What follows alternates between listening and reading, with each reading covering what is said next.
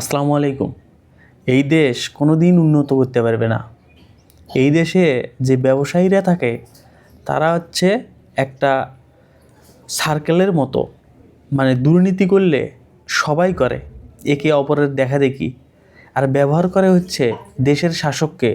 যেরকম স্বৈরাচারী আওয়ামী লীগকে ব্যবহার করেছে বসুন্ধরা গ্রুপ, মেঘনা group, Nabil group, Akij group সহ সব ব্যবসায়ীরা।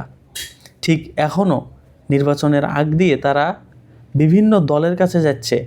এই বড় বড় ব্যবসায়ীরা তাদেরকে ধরে, তাদেরকে ব্যবহার করে মোটা অঙ্কের টাকা হাতিয়ে নেবে বা এরকম একটা চক্র ঘুরে বেড়াচ্ছে। কিছুদিন আগেই দেখলেন না, বিএনপির চেয়ারম্যানের সাথে বড় বড় ব্যবসায়ীরা দেখা করতে এসেছে। সাথে সাথে এসেছে কি, এরা তো আগে আওয়ামী লীগের চোষামদি করতো, আওয়ামী লীগের দ্বারে দ্বারে ঘুরতো, এখন সেখানে বিএনপির কাছে ঘুরতেছে। তাহলে বোঝেন, ঠিক এই রকমই একটা চাঞ্চল্যকর তথ্য বের হয়েছে যে প্রায় 600 লাইট জাহাজ সমুদ্রে যে বন্দর আছে সেখানে আটকে রেখে কৃত্রিম সংকট তৈরি করতে যাচ্ছে সামনের রোজাকে কেন্দ্র করে। রোজার মাসে প্রায় 10 লাখ টনের মতো এইরকম খাদ্য মজুত করে রাখছে চট্টগ্রামের বঙ্গোপসাগরে। এখানে একটা নিউজ এসেছে, দেখেন, সামনের রমজান মাসকে কেন্দ্র করে প্রায় বড় আমদানিকারক সহ একটি সিন্ডিকেটের 10 লাখ টনের বেশি নিত্য প্রয়োজনীয় পণ্য নিয়ে প্রায় 600 লাইটার জাহাজ দেশের নদী ও সাগরে মাসের পর মাস আটকে রেখে ভাসমান গুদাম তৈরি করে যে সিন্ডিকেট চালানো হচ্ছে, সেখানে দেশের ব্যবসায়ীরা লাভবান হবে বলেই এই সিন্ডিকেটটা তারা করে রেখেছে। গভীর সমুদ্র থেকে নামানো গম, ভুট্টা, ছোলা, ডাল, সয়াবিন, চিনি সহ এই ভাসমান জাহাজেই রয়েছে। এতে একাধিক লাইটার জাহাজের তীব্র সংকট দেখা দিয়েছে।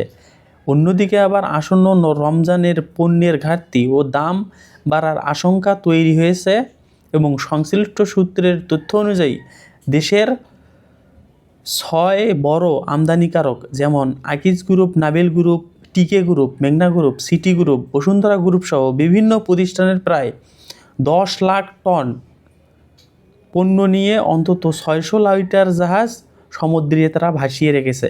এর মধ্যে আকিজ গ্রুপ একাই প্রায় 80টি লাইটার জাহাজ আটকে রেখেছে, যেগুলোতে ভিটামিন, সরিষা, ভোজ্য তেল, গম ও চিনি রয়েছে।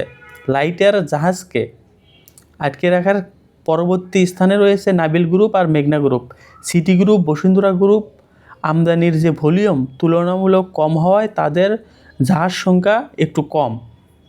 15 দিনের মধ্যে পণ্য খালাস করে পরবর্তী টিপের জন্য এই লাইটার জাহাজগুলোকে সেখানে প্রস্তুত করা হয়, কিন্তু সেখানে 40 থেকে 50 দিন ধরে নদী ও সাগরে ভাসমান গুদাম হয়ে আছে এই লাইটার জাহাজগুলো, যাতে করে কৃত্রিম একটা সংকট তৈরি করতে যাচ্ছে এই ব্যবসায়ীরা।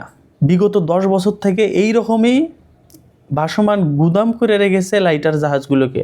এই জন্যেই নিত্য প্রয়োজনীয় যে একটা ভারসাম্য সেটা নষ্ট করে ফেলেছে এই বড় ব্যবসায়ীরা।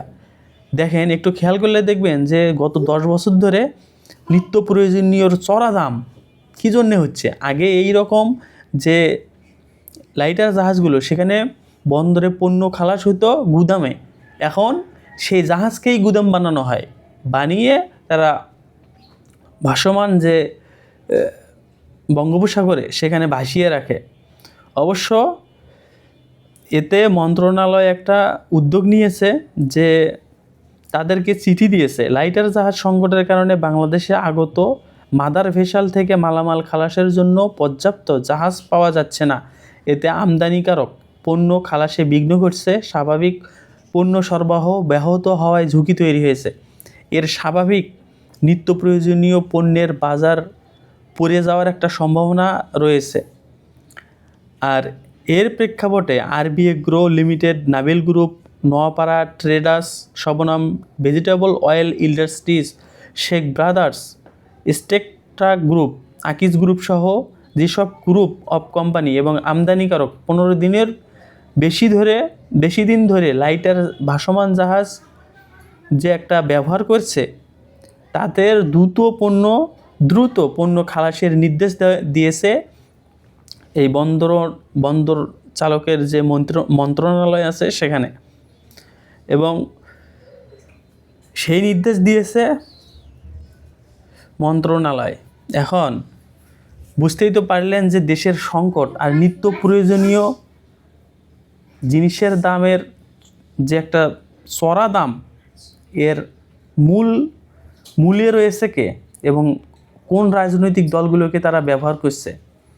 অবশ্যই যারা সচেতন নাগরিক আছেন এর বিরুদ্ধে প্রতিবাদ করবেন, নয়তো আগাম পণ্য কিনে আপনারাও মজুত করে রাখেন ঘরে ঘরে, তাহলেই হয়তোবা নিত্য প্রয়োজনীয় যে জিনিসের দাম সেটাতে আপনার পরিবার একটা লাভবান হবে আর সচ্ছলতা পাবে। ধন্যবাদ।